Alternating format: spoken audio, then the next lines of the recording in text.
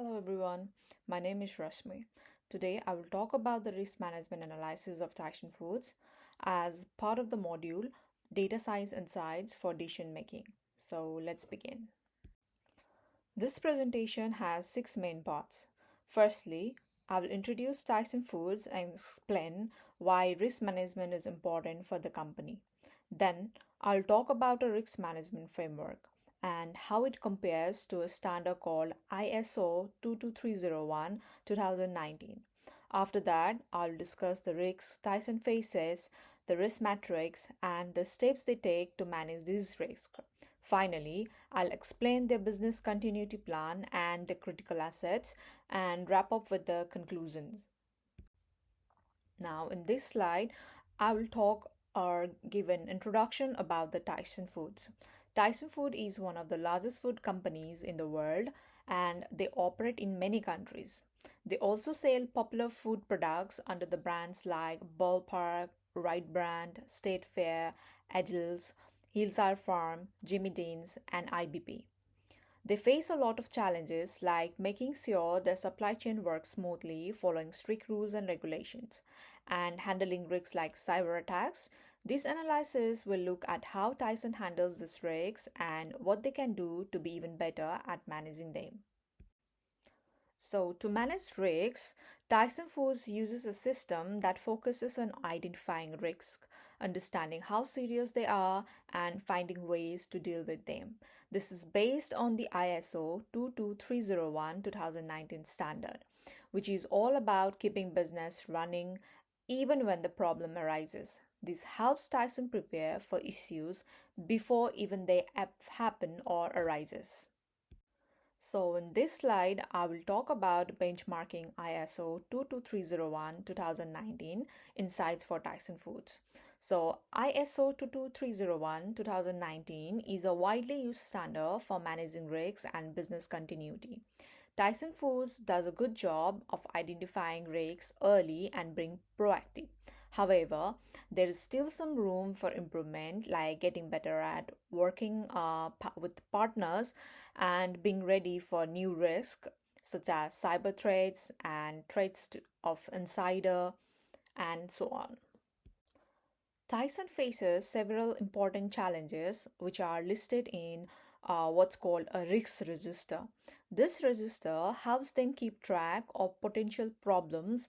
For example, they face risks from government rules and regulation, which vary in different countries.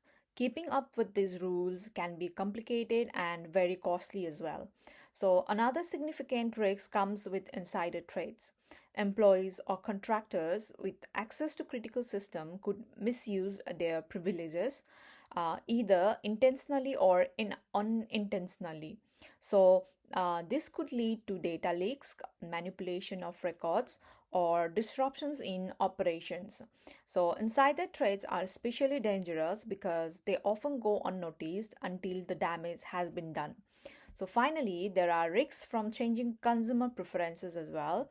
For instance, more people are now looking for healthier or plant based food options, and Tyson needs to adapt to these trends quickly. This is a risk matrix. The risk matrix is a tool Tyson uses to organize risks based on how likely they are to happen and how much harm they could cause. For example, risks like data breaches is in the high impact category because they can cause serious problems for the company. Other risks like data privacy compliance and insider threats are less urgent but still important to watch.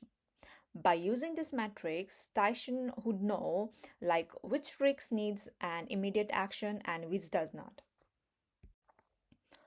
This slide shows the risk mitigation strategies that the Tyson Food uses.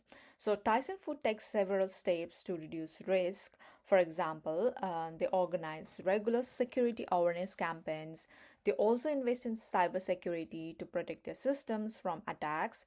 Cyber threats like hacking or data breaches can cause huge problems and get them into a huge loss.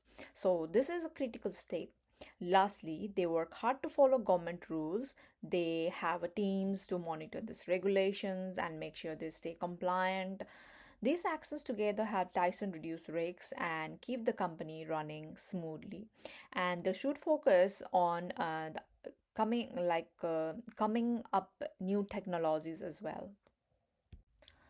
Tyson Food can use this business continuity plan, which is like a safety net for the company. It's a plan to ensure that even if something goes wrong, the business can still operate.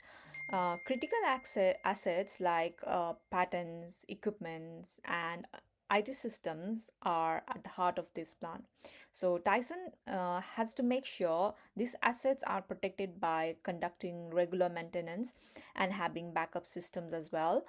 For example, if one factory shuts down due to a natural disaster, they should have plans to move production to another location as quickly as possible. By having these plans in place, Tyson can minimize damage and get back to normal operations as quickly as possible. To conclude, Tyson Food is doing a good job of managing risk. They have a structured system to identify and deal with problems before they happen. They also follow international standards like ISO 22301 2019, which helps them stay organized and prepared.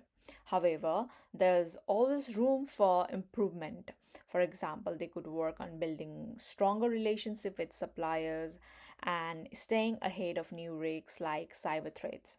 Overall, by continuing to invest in risk management, Tyson can stay competitive and ensure the business keeps growing and thriving in this new era. The information in this presentation slide is based on reports and data from sources like Deloitte, Global Data, and Tyson Foods official documents. And at last, thank you for listening. Bye bye. Take care.